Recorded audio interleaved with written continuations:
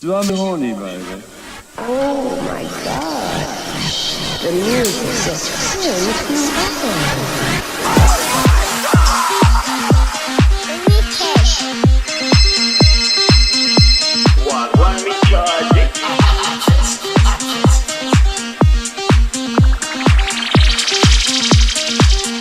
This one's a big chick. Let me hear you scream.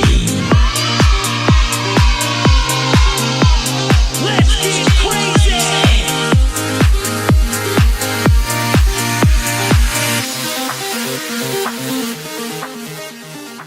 Now, I'm sharing my story with you because I believe deep down inside you won't think I'm crazy. But I want you to realize and understand what I'm about to share with you sounds crazy as it can be. You see, when I was 25 years old, I worked as a bouncer in Charlotte, North Carolina. Now, Club One, the place that I worked in back then, didn't have the best reputation in 2017 to 2018. Mainly because the owner, who was a really cool, laid-back dude, did a terrible, absolutely terrible job in hiring bartenders and waitresses. However, even though some of the staff was shit, the venue was lush and amazing. The night I had a fight with a man who I assumed at the time was just wearing an elaborate rabbit mask started like any other night. The club opened, people started rolling through, and by 11-12 p.m., the place was packed. Now, this particular night, we were just a little bit short-staffed behind the bar, so there was a line of people piling up at the bar trying to get drinks. I'm upstairs in the VIP section holding a conversation with this gentleman who didn't understand that he needed to tuck his shirt in. I'm trying my best to explain to him that the way we keep the riffraff out of this club is by requiring people to present themselves the right way. And while I'm in the middle of holding a conversation with him, I noticed that one of the bottle girls is getting an attitude with one of our favorite VIP clients. So now, I cut that conversation short with him, head over to his VIP section, and start trying to smooth everything over. This particular guy came to the club Thursday, Friday, and Saturday night of every week and spent a minimum $800 to $1,000 each day. And that type of customer, he was cool, he was laid back. He always had beautiful women with him. He was cool as a fan, never a problem. He was the exact type of person that we wanted to spend their money in this nightclub. And no sooner than smoothing out the situation between the two of them, I head back and finish my conversation with the gentleman about his shirt, smooth that out. Now I'm standing there looking over the balcony, seeing this commotion over in the corner by the restroom. Understand, the nightclub at that point in time had unisex bathrooms. And every time there was a commotion, it typically meant that some drunk guy was in the bathroom acting a damn fool. Imagine the scene, music is blasting. I'm headed down the steps, cutting directly across the dance floor and headed to that bathroom. And when I get there, there's a group of women all holding the handle, pulling, tugging, keeping the door shut from the outside, like they're trying to keep someone or something who's in there from coming out. Now pause right here for a moment and let me explain something to you about women. I've worked as a bouncer since I was 19 years old. And women will say all this stuff about they don't need a man, they don't want a man's protections, they need equal rights, they need equal this, all this other crazy shit until something physical happens. When some physical shit pops off, a woman wants a man to handle it.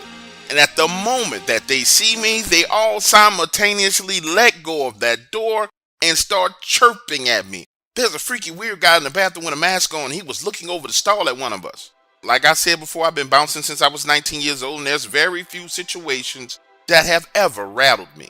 But when I went into that bathroom, there's a dude standing there with a suit on, back turned to me. And the motherfucker's got a rabbit mask on. Or so I thought at that point in time. And when I tell you, standing there looking at him from behind, this shit was creepy and weird.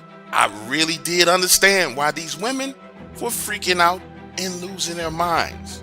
Because as he's standing there, the right ear begins to twitch and turn in my direction. And I said to him, listen bro, I know you in here fucking with these girls having fun, but that shit is not cool. You fucking up our money in here with this mask on, man. I'm gonna need you to leave the club. But he doesn't say anything. So I take a step closer to him. He's about 10 feet away from me. So I take one huge, gigantic sliding step towards him, saying, yo, you're not fucking listening to me, my man. You're gonna need to leave out of the club.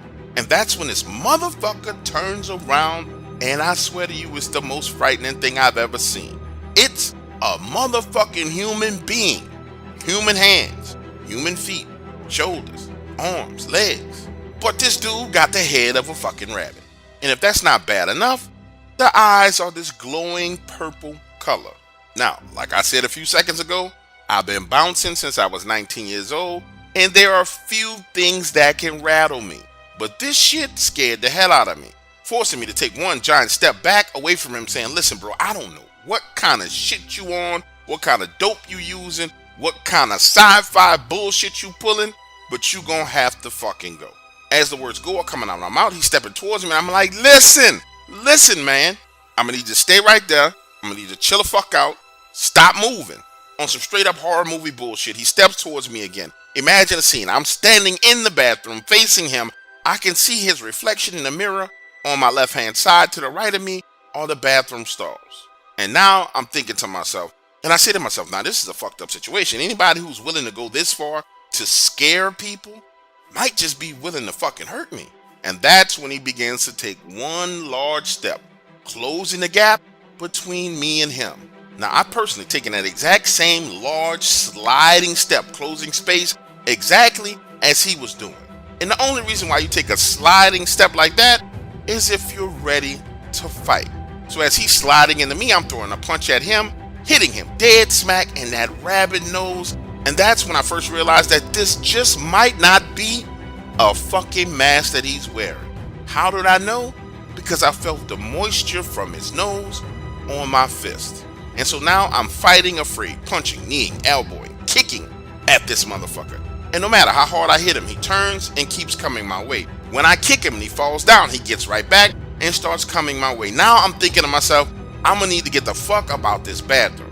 And just as I'm backing away towards the door, it opens, hitting me in my back, pushing me towards him as the rest of the bouncers come into the bathroom, and we proceed to hand out the... Okay, now you know Dark Waters is not about to give it all away for free. Want the rest of this story?